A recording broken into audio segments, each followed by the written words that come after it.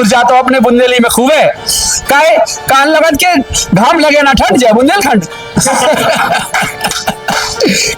दशकों से जो आस सजी उन उम्मीदों को बल दे दो। बनो भगीरथ मोदी जी तुम हमको गंगा जल दे दो। बनो भगीरथ मोदी जी तुम हमको गंगा जल दे दो। कितने भी बलिदान करे हम लेकिन उनका मान नहीं। मानचित्र में अलग थलग है इसीलिए सम्मान नहीं। दो राज्यों की राजनीति में दशकों से पिसने वाले हैं। मन में पीढ़ी दर पीड़ाएं आंखों में अनगिन जाले हैं। बना राज्य बुंदेलखंड उन आंखों को काजल दे दो। बनो भगीरथ मोदी जी तुम हमको गंगा जल दे दो। बनो भगीरथ मोदी जी तुम हमको गंगा जल दे दो। सन 47 से 52 तक जो बूंदेला राज रहा है। चरखारी राजधानी जिसकी सबके मन का ताज रहा है। इसे बांट कर दो हिस्सों में पृथक पृथक दो खंड किए थे। क्यों माँ को था काट दिया और क्यों बेटों को दंड दिए थे। क्यों माँ को था काट दिया और बेटों को दंड दिए थे। पुनः जोड़ कर दो हिस्सों को सब प्रश्नों का हल दे दो। पुनः जोड़ कर दो हिस्सों को सब प्रश्नों का हल दे दो। बनो भगीरथ मोदी जी तुम हमको गंगा जल दे दो। बनो भगीरथ मोदी जी तुम हमको गंगा जल दे दो। हम वासी बुंदेलखंड के हमने सबका साथ दिया है। दो बैलों की जोड़ी को भी हमने अपना हाथ दिया है। दो बैलों की अर्थात उत्तर प्रदेश मध्य प्रदेश प्लस केंद्र और राज्य की सरकारों को। दो बैलों की जोड़ी को भी हमने अपना हाथ दिया है। तुम पर भी विश्वास किया है वोटों का अंबार दिया है। मोहरों पे ठोकर मारी है वचनों पे मतवार दिए हैं। मोहरों पे ठोकर मारी है वचनों पे मतवार दिए हैं। राज बना बुंदेलखंड उन वचनों का प्रतिफल दे दो। हमारा नाम राजन धमेरिया है। हम दिल्ली से आए, पूर्वी दिल्ली से। खिचड़ीपुर एक छोटी सी जगह, वो छोटी सी जगह में एक छोटा सा आदमी जो तुम्हारे सामने ठाड़ो। अच्छा, बुंदेलखंड की टीस इतना ले आई, ना सिर्फ इतना ले आई, उतना ले गई मावा तक और हमें जाने भी है। साथियों 70 साल से ज्यादा हो गए। 1954 में मामला कर कमेटी ने जो कहो कि भैया बुंदेलखंड अलग कर दो, राज्य बना दो, नहीं तो जो बर्बाद हो जाए। तो आज बर्बादी से कम तो नहीं है नहीं। तो हमें बुंदेलखंड राज्य बनाने के लाने जो भी मुहिम चल रही, जो भी कर रहे, जो भी व्यक्ति कर रहा है, राजा बुंदेला साहब की अगुवाई में अबे चित्रकूट से होके ललितपुर तक एक स्वाभिमान यात्रा हो चुकी। उनके संयोजक अपने डॉक्टर साहब हते, इनके संयोजन में बहुत शानदार यात्रा रही। और अब कहाँ हो रहा पद यात्रा, तो पद से पद में लाने, गांव से गांव जाने और हर बुंदेलिया माला में पिरोने जी से कि हमारा बुंदेलखंड झट्टई बन जाए। ऐसा ही है नहीं तो ऊर्जा तो अपने बुंदेली में खूब है। काहे कान लगत के घाम लगे ना ठंड जाए बुंदेलखंड। भैया अगर अपन लोग दिल्ली एनसीआर में ना होए तो दिल्ली एनसीआर वो काम चल सकत नहीं चल सकत। सारा बुंदेली मजदूर कहां से आऊ?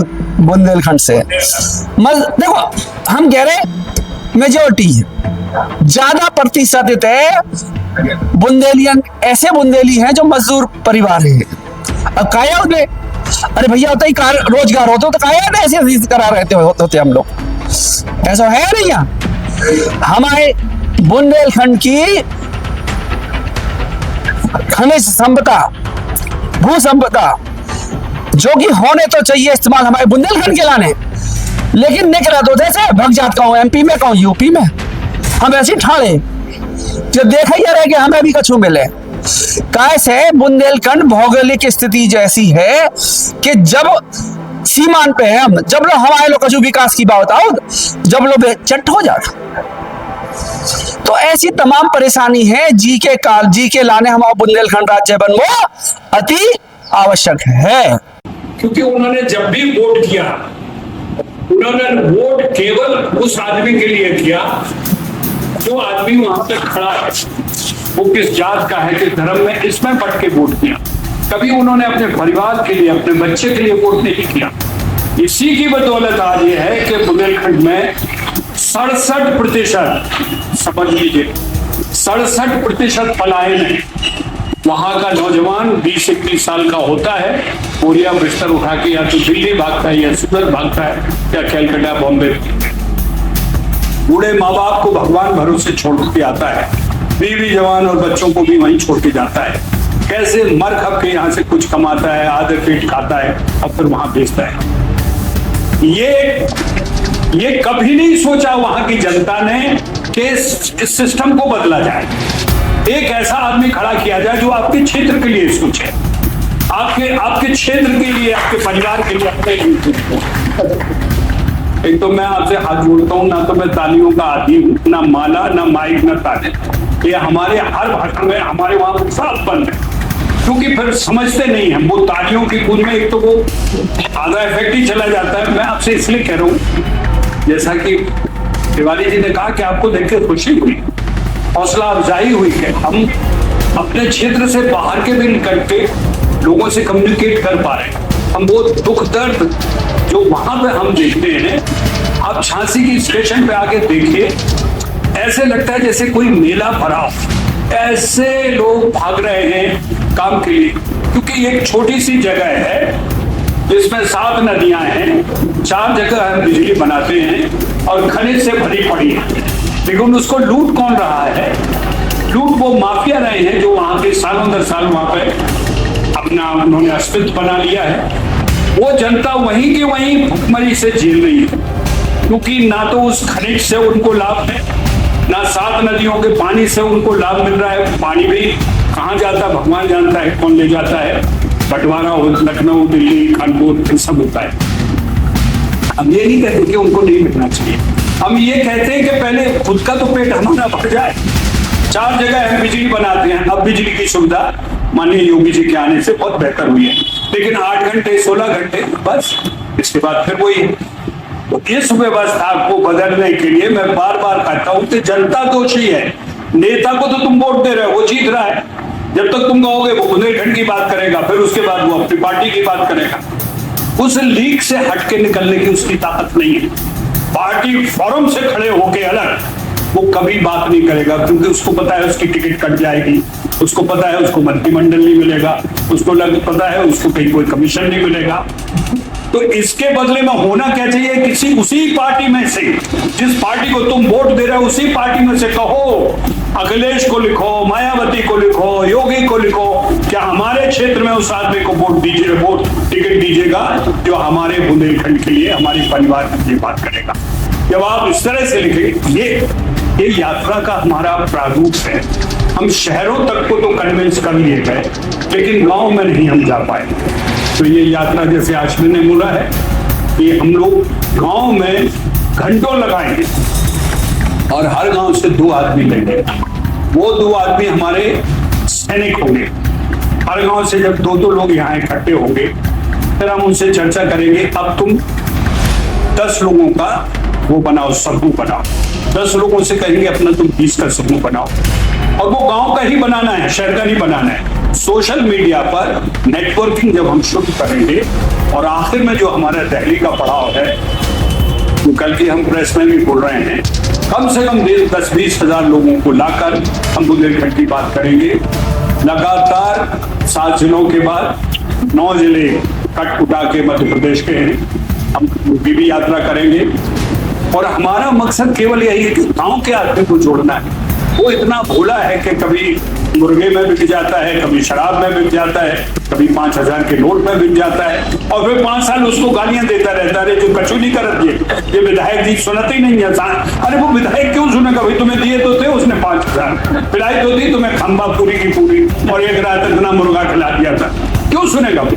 तुमने अगर ईमान होता तो तुम कह देंगे मुझे नहीं चाहिए तुम्हारा पैसा चाहिए, ना मैं तुम्हारा किसी तरह की रिश्वत चाहिए, मुझे मेरे बेटे के लिए नौकरी चाहिए, मेरे बेटे के लिए शिक्षा चाहिए, सुरक्षा, मेरे बुजुर्गों के लिए सुरक्षा चाहिए।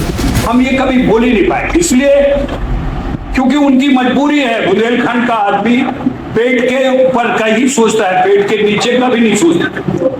पेट तक ही उसकी पूरी वो है कि कभी पेट भर जाए, 2 रोटी बन जाए, यही बहुत है। तो इस व्यवस्था को बदलने के लिए ना हमारी सरकार से कोई लड़ाई है, ना हमारी किसी पार्टी से कोई लड़ाई है।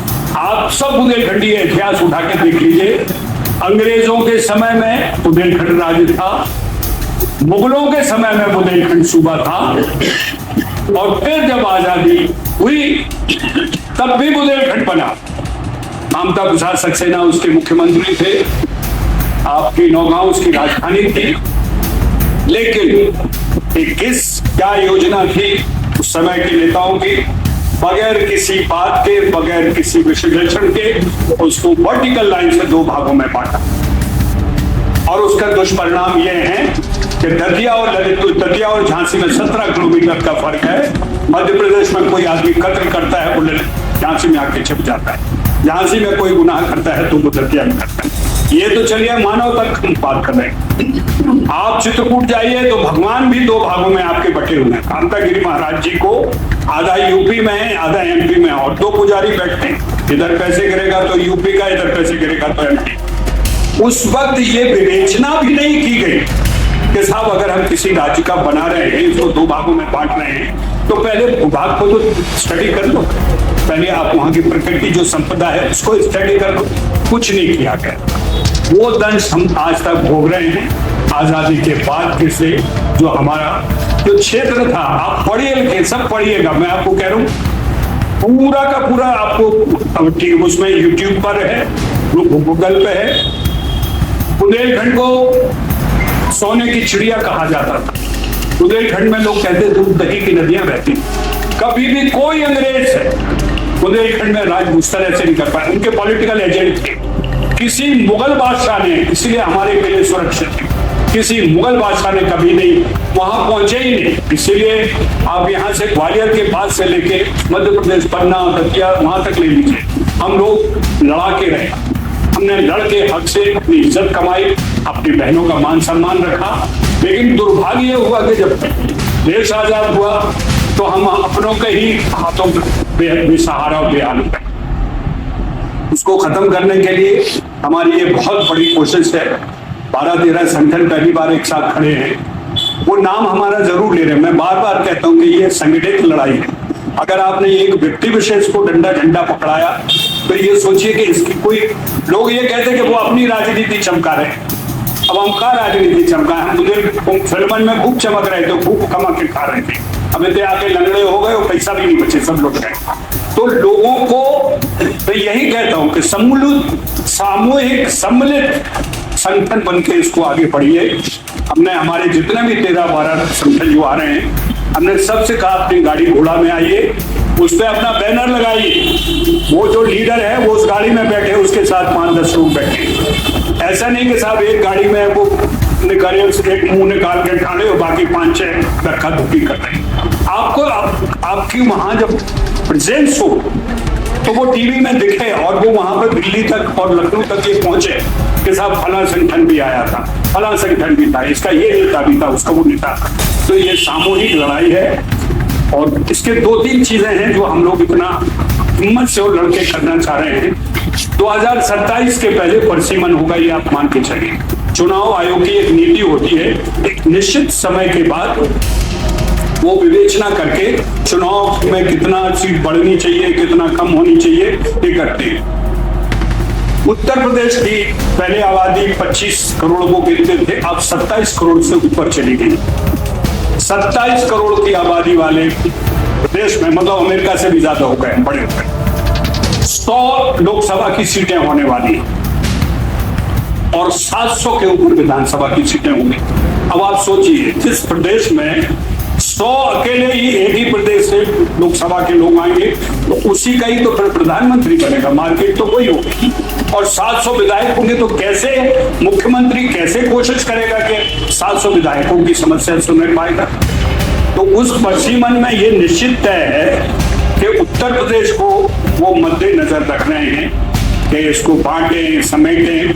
तो एक हलचल है। दूसरा, हम लोगों ने जो 7 दिन की एक यात्रा की थी, उसमें हमारे बहुत सारे संघ के लोगों से बात हुई थी। संघ ने एक ढांचा बनाया आरएसएस ने, जिसमें वो निश्चित तौर पर 2 बुंदेलखंड को बुंदेलखंड एकीकरण समिति को बना चुके हैं, उनके मन में ये है। तीसरा, एक और महत्वपूर्ण यह है कि बहुत सारी पार्टियां अब ये मान गई हैं, पहले नहीं मानती थी, कि बुंदेलखंड का बंटवारा होना चाहिए, एक पूर्वांचल बने, एक लखनऊ और एक बुंदेलखंड। और इसी तरह की समस्या महाराष्ट्र में विदर्भ, अब सोचिए दुर्भाग्य उनका, तो हम तो फिर भी उनका तो विधानसभा बना हुआ है, उनका सब कुछ है विदर्भ का, फिर भी वहां राज नहीं। वो मराठा और उन लोगों ने एक करके विदर्भ को खत्म कर दिया सौराष्ट्र।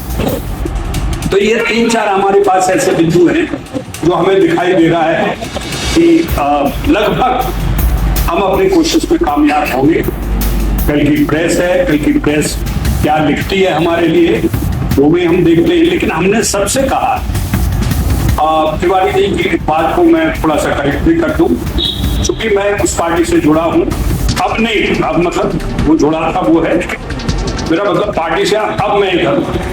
कभी भी प्रधानमंत्री ने, राजनाथ सिंह ने कभी बुंदेलखंड राज्य के लिए कोई कमिटमेंट नहीं। मेरी राजनाथ सिंह से 10 बार बात हुई है, उन्होंने ये जरूर कहा कि हम बुंदेलखंड राज्य बनाएंगे, लेकिन उन्होंने कहा अभी सही समय नहीं है, अभी हमारी प्रायोरिटी पर दूसरी चीजें, हमें मुख्यतः दूसरी समस्याओं को सुलझाना है। उसके बाद छोटे राज्य निश्चित तौर पर हमारे एजेंडे में हैं और हम उनको विचार करेंगे और हमें छोटे राज्य बनाना है। ये राजनाथ सिंह से बात हुई और यही बात अमित शाह से भी।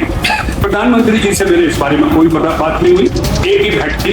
लेकिन जहां तक मेरा संज्ञान है तिवारी जी कि उसमें उमा भारती ने जरूर कहा, और मैं इस मंच से आप लोगों के सामने कहता हूं कि उमा भारती का वो वाक्य और वो घोषणा हमारे लिए बहुत महंगी पड़ी। हमारा जनता वहां तो उनसे नाराज हुई और हमारे लोगों का विश्वास हमसे हट गया। लोग ये कहते हैं झूठ बोल के हमसे वोट लेते हैं और फिर हमारी मांगों को भी भूल जाते हैं। हम यहाँ से शुरू करते हैं जनता में भी, हम कहते हैं ना तो हम तुमसे वोट मांगने आए, ना तुमसे नोट मांगने आए, और ना तुमसे हम सपोर्ट मांगने, हम तुम्हें आईना दिखाने आए। तुम जिस गुर्बत में अभी हो, इससे भी बदतर हाल में तुम जाने वाले हो अगर तुमने बुंदेलखंड राज नहीं करना है। 3 पीढ़ी वहां तबाह हो रही है। आपको मालूम है पंजाब के सारे किसान अपनी यहाँ की जमीन बेच के बुंदेलखंड में खेती कर रहे हैं और 4-4 खेतियां उठाते, जमीन बिल्कुल खत्म हो रही है। जो उपजाऊ जमीन थी वो खत्म हो गई। छोटी छोटी जमीन के मालिक पूरे साल भर का कमाते थे और साल भर का अपना रोजी रोटी भी रखते थे। लेकिन अब इतने महंगे ऊन पुने दाम में लोग खरीदते हैं, वो बेच के यहाँ आते हैं, पैसा उड़ाते हैं और वापस जाके वसूली करते हैं। तो मैं केवल जनता से यह कहता हूँ, ना सपोर्ट, ना नोट, ना वोट, मैं तुम्हें आईना दिखाने आया। और वो आईना इसलिए मैं देख रहा हूँ कि मैंने बॉम्बे में बुंदेलखंडियों की स्थिति देखी है। यह कहा जाता है और जो हालत है, या तो तुम चाट बेच रहे होते या धोबी हो या किसी के यहाँ चपरासी, इससे बेहतर कोई नौकरी नहीं। तो मैं उनको यही कहता हूँ कि इससे संभलो, इससे बच लो, अभी भी हमारे पास समय है। कौन राज कर रहा है कौन नहीं राज कर रहा है ये मत देखो, तुम ये देखो कि तुम कहां सही हो, तुम्हारा वोट सही जगह जा रहा है कि नहीं, तुम्हारा सपोर्ट सही जगह है कि नहीं। नौजवान से भी यही कहता हूँ, जिस नेता के पीछे तुम खड़े होकर कह रहे हो नेताजी संघर्ष करो हम तुम्हारे साथ हैं, जिसका तुम डंडा झंडा लेके चल रहे हो, वो जब संघर्ष करके जीतता है तो वो अपने बेटे को ही मंत्री बनाता है, अपने बेटे को ही पार्टी में लाता है, तुम्हारे बेटे को नहीं लाता। ये आप नौजवानों से कह रहे हैं। उनसे ये भी कहते हैं कि 6 साल अगर तुमने बुंदेलखंड राज का डंडा और झंडा उठाया होता तो तुम्हारा मुख्यमंत्री होता, तुम्हारा डीएम होता, तुम्हारा चपरासी होता, तुम्हारी ही व्यवस्था होती। तो नौजवानों को भी हम ये कह रहे हैं, तो उनको समझ में आ रहा है किसी पार्टी का वहां कोई प्रतिनिधि नहीं है, सिर्फ बुंदेलखंड लोगों के प्रतिनिधि हैं और हम सब मिलकर ये सामूहिक लड़ाई लड़ रहे हैं। आप लोगों का इसी तरह से सहयोग रहे किसी भी रूप में। हम किसी से कोई पैसा नहीं मांगते, हम केवल ये कह रहे हैं कि आपका सहयोग हमारे लिए किसी भी रूप में हो सकता है, जैसे सोशल मीडिया पे आप करें, वहां के लोगों से कहें, हमें मिलें। लेकिन ये तस्वीर केंद्र तक पहुंचनी चाहिए के साथ। अब ये हमने इसीलिए तो नारा दिया, लहर नहीं ललकार है, बुंदेलखंड हमारा अधिकार है। ये वहां तक पहुंचना चाहिए। अब अकेले बुंदेला जी 30 साल से लहर और ललकार करते रहे तो क्या, उनको तो कुछ नहीं हो, ये तो अबे वैसे ही ताव दे रहे हैं चल पे। तो आप सब लोग, आप किसी न किसी रूप में, जिस रूप में जुड़े, जो आपको लगे कि साहब हमारी ये जिम्मेदारी बनती है और ये हम करेंगे। मैं अब सबको एक बार कहूंगा, सुबह जब शीशे में अपनी शक्ल देखे ना, तो एक बार जरूर अपने बुंदेलखंड के लिए सोचें कि हम उस माँ को किस बदहालों की स्थिति में छोड़ के आए। वो आज खून के आंसू रो रही है, उसमें आपका भी फर्ज बनता है, हमारा फर्ज बनता है। तो आप तो आ ही गए सड़क पे, आप सबसे हम यही कहते कि आप साथ में आए, लेकिन अपना माटी का कर्ज जरूर पूरा करें। उसके बगैर मुक्ति नहीं है। आप देख लीजिए, मुक्ति तो तभी है जब आपका कर्म आपके धर्म और आपके उसके साथ मिले। आखिरी में 2 बातें, किसी भी क्रांति के लिए पूरी की पूरी जनता नहीं जाती। देश की आजादी के लिए गांधी जी साउथ अफ्रीका से आए, चंद्रशेखर आजाद कहां से आए थे किसी को पता नहीं, लेकिन छाती पे पूरी एडमिनिस्ट्रेशन फॉलो करते हैं। आपका सुभाष चंद्र बोस इसी देश को, जब लोग अंग्रेजों के साथ खूब गलैया मिला के दोस्ती निभा रहे थे, इस देश को छोड़ के विदेश गए, वो आजाद हिंद फौज बनाई और लगभग वो जिंदगी उन्होंने वो जीत हासिल कर ली थी, अगर उनके साथ मौका नहीं हुआ। तो हमको कुछ ही लोग चाहिए जो बिल्कुल दीवाने हों, सर पे कफन बांध के भगत सिंह की तरह 26 साल की उम्र में फांसी चढ़ना। वही लोग चाहिए, हमें दुभाषी लोग चाहिए ही नहीं है। क्या हो बनने तो राय राजा तुम लगे रहो, हो जाए एक ना एक दिन बन जाए, तुम कर रहे हैं, क्यों कर रहे?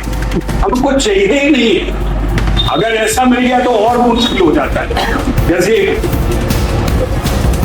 हमारे बागा हमीरपुर के पुष्पेंद्र सिंह जी चंदेल एक सांसद थे, 2 बार बेचारे ने बुंदेलखंड राज का प्रस्ताव लोकसभा में रखा और उस पर अध्यक्ष जी ने सहमति भी दे दी कि बुंदेलखंड अलग राज्य पर इस पर चर्चा होगी। देखिए कितना बड़ा वो दांव था। अगर वो चर्चा हो जाती तो हमें तस्वीर क्लियर हो जाती लोकसभा में कि कौन छोटे राज्य बुंदेलखंड के पक्ष में है और नहीं। गजब हमारे बुंदेलखंडियों ने किसी को हरा दिया। अब सोचो तो, हम सालों लग गए कि एक सांसद जाए वहां पे लोकसभा में जाके बुंदेलखंड की बात करे और वहां पर जाके कम से कम बुंदेलखंड को ऑफिशियली दर्ज करवाए लोकसभा के पटल पे बुंदेलखंड राज की मांग को। और भाई लोगों ने इस बार उसको ही नहीं किया। आप सरकार करी कि तुम्हारी जनता को, तो पहले उसको तो जगाओ। जो आदमी कह रहे तो तुमने उसको ही हटा दिया, कैसे हम मान लें कि तुम्हारी बात ठीक है? वो भी जनता है, उसको लगा होगा इन्होंने काम नहीं किया, उसको लगा कि बुंदेलखंड राज उनके लिए अभी जरूरी नहीं है। तो ये पद यात्रा उनको बताने के लिए कि तुम्हारे लिए जरूरी है, हमारी तो कटकटा गई और कट भी जाएगी, लेकिन आपके आने वाली पीढ़ी के लिए एक स्वराज होना बहुत जरूरी है। झारखंड, उत्तराखंड, छत्तीसगढ़, हरियाणा, हिमाचल, ये सब इसके गवाह है। आज इनकी GDP उठा के देखो, उनके लोगों से मिलेंगे सब हमसे बेहतर स्थिति में और खुशहाल स्थिति में, इसलिए कि वो मुख्यमंत्री को एक दिन में पकड़ लेते हैं। वहाँ क्षेत्र में तो लगातार जैसे विनय तिवारी जी हैं, आपके सुशील द्विवेदी जी हैं, इस टाइप के जो संगठन वहाँ लगातार काम कर रहे हैं, तो वहाँ तो लोग कर ही रहे हैं। एक ऐसी परिस्थिति बनी कि इसको हम लोग बड़े स्वरूप में एक जन आंदोलन के रूप में एक जनता के बीच में ले जाएं, तो उसकी शुरुआत हुई। और अभी एक 7 दिवसीय बीच में एक बुंदेलखंड स्वाभिमान यात्रा 7 जिलों में गए। उन 7 जिलों में एक दिन का प्रवास किया और समाज के विभिन्न वर्ग, जो समाज के एक जिम्मेदार वर्ग होते हैं, आपके वकील, छात्र, युवा, किसान, व्यवसायी, सबसे मिले और एक काम राम कायम हुई कि हर एक बुंदेलखंडी ये चाहता है कि हमारा बुंदेलखंड होना चाहिए। केवल नेतृत्व की जरूरत है, केवल माध्यम की जरूरत है, केवल अपनी बात सरकार को पहुंचाने की जरूरत है। तो उसके लिए जब 7 जिलों में सब लोगों से मिलने के बाद एक राय हुई कि इस आंदोलन को अब जन आंदोलन का स्वरूप देने की जरूरत है। कुछ एक नेताओं तक ये सीमित न रहे, कुछ एक समाज सेवियों के तक सीमित न रहे, इसको एक जनता का स्वरूप देना है, जन आंदोलन बनाना है, तो इसको हमें जनता के बीच में ही ले जाना पड़ेगा। और उसका एक सबसे सशक्त माध्यम है पदयात्रा। उस पदयात्रा का स्वरूप ये बना कि गांव गांव पांव पांव यात्रा, कि एक गांव में हम जब जाएंगे तो गांव में जनसंपर्क करेंगे, पैदल चलेंगे, और दूसरे गांव तक फिर हम गाड़ी से जाएंगे, फिर दूसरे गांव में पैदल चलेंगे। जो गांव में जाएंगे तो उस लोगों को जोड़ेंगे कि ये आपका बुंदेलखंड आपका अधिकार है और आप इसमें अपनी मांग को शामिल करिए। जब आप गांव के लोग खड़े हो जाएंगे तो आपके जनप्रतिनिधि पे भी दबाव होगा, आपकी सरकार पे भी दबाव होगा, आपका जनप्रतिनिधि आपके साथ खड़ा हो जाएगा और वो सरकार से मांग करने लगेगा कि बुंदेलखंड वासी बुंदेलखंड राज्य चाहते हैं। तो इसलिए ये जन आंदोलन का स्वरूप बनाने के लिए पदयात्रा का स्वरूप बना।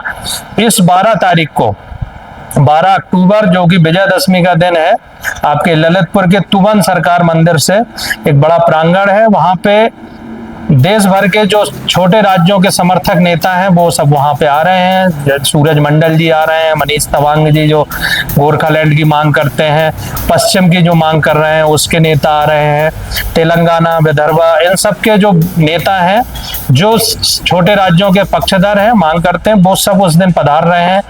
और बहुत सारे संगठन जो अभी तक 7 जिलों में किसी न किसी स्वरूप में काम कर रहे थे, वो सारे संगठन के नेता और उन पूरे संगठन एक साथ उसमें उस पदयात्रा को संचालित कर रहे हैं। किसी एक संगठन की पदयात्रा नहीं है, संयुक्त मोर्चा यानी अपनो बुंदेलखंड संयुक्त मोर्चा के उस रूप में कर रहे हैं। कई संगठन है, जैसे बुंदेलखंड मुक्ति मोर्चा आपने सुना होगा, मुक्ति मोर्चा है, बुंदेलखंड निर्माण सेना है, बुंदेलखंड नव निर्माण सेना है, बुंदेलखंड अधिकार मंच है, आपकी बुंदेलखंड जनशक्ति पार्टी है, बुंदेलखंड विकास सेना है। इस टाइप के बहुत सारे संगठन जो हैं, लगभग जिनकी संख्या 15 है। और इसके अलावा समाजों के संगठन है, व्यवसायी समाज है, ब्राह्मण महासभा है, क्षत्रिय महासभा है, करणी सेना है, इस टाइप के भी संगठन इस मातृभूमि की लड़ाई के लिए सब लोग साथ आए हैं और सबने रिटर्न में अपनी सहमति दी है कि इस यात्रा में हम जुड़ रहे हैं और हम सब लोग एक साथ मिलकर अपनी सरकार से संवैधानिक, वैधानिक, लोकतांत्रिक तरीके से अपनी बात करेंगे। कोई भी ऐसा काम नहीं करेंगे जिससे शासन, प्रशासन और सरकार में हम बुंदेलखंडियों की गलत छवि जाए। केवल लोकतांत्रिक तरीके से हम लोग प्रयास करेंगे। 12 तारीख को तुवन मंदिर से वो शुरू होगी और उसके लिए 13 पड़ाव बनाए गए हैं। हर दिन यात्रा 30 किलोमीटर के लगभग एक एवरेज है। एक दोपहर में विश्राम 1 घंटे का, सुबह जब चलेंगे 3-4 गांव में भ्रमण के बाद दोपहर में विश्राम है और फिर एक रात्रि विश्राम है। इस टाइप की यात्रा है। पहला पड़ाव देलवारा जो 6 साल महाराज का ननियाल था और आपके ललितपुर से मात्र 15 किलोमीटर दूर है, तो वहां पे पहला पड़ाव है। दूसरा आपका जखौरा है, तीसरा बांसी है, चौथा झूमरनाथ है। झूमरनाथ बुंदेलखंड का अमरनाथ है। हमें पता ही नहीं था, इस बार यात्रा में गए तो हमें पता चला कि वो इतनी दिव्य और भव्य जगह है, वो बुंदेलखंड का अमरनाथ कहते हैं। वहां भी एक पड़ाव है। इसके बाद आपका तालबेहट पड़ाव है, बबीना पड़ाव है, बरुआ सागर है, सकरार है, मऊरानीपुर है, गरौठा है। गरौठा के बाद आपका टहरौली है, टहरौली के बाद चिरगांव है और झांसी में इसका समापन है। इस टाइप की एक पदयात्रा है। तो आप सब लोग, भले आप मान लो सर्विस कर रहे हैं, नौकरियां कर रहे हैं, अपना काम धंधा कर रहे हैं, उतना समय भले नहीं दे सकते हैं, लेकिन इस बीच में जब भी शनिवार रविवार पड़े, आप सबके पास गाड़ियां हैं, आप भले दिन 1 दिन 2 दिन के लिए आप जा सकते हैं। इस यात्रा में अगर आप 1 दिन का भी समय देंगे तो इस यात्रा को मजबूती मिलेगी। दूसरी, आपका जो हमें सहयोग चाहिए वो ये चाहिए कि आप सब लोग सोशल मीडिया प्लेटफॉर्म इस्तेमाल करते हैं, चाहे फेसबुक हो, चाहे ट्विटर हो, चाहे इंस्टाग्राम हो, और वो बहुत सशक्त माध्यम है। आपकी वहाँ की यात्रा की आज जो भी गतिविधि हुई उसकी फोटोग्राफ, उसके वहाँ की वीडियो वगैरह आपको मिलेंगे। आप केवल कुछ ना करें, अपने फेसबुक पे जय बुंदेलखंड लिख के उसको पोस्ट कर दें।